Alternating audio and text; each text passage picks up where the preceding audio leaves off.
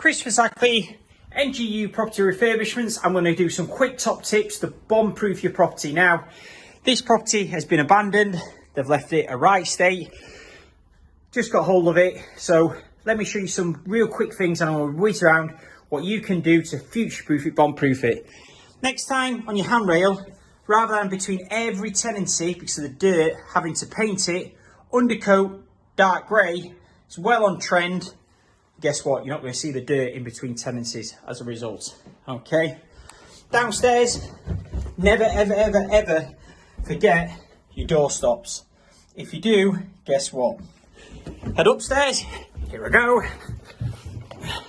Future-proof your windows. Don't let your tenants screw into your plaster and crack it. Fit a wooden batten so it stops things like that having to happen. See here, you haven't got one. They've screwed in. Guess what? Got cracks on my plaster. If you have got any integrated appliances, make sure that you record the model number so you can always source it. Oh, that's minging when they lose one of the trays. So, top tips just to help you bomb-proof your property, just to make sure you limit your liabilities. �crispr NGU.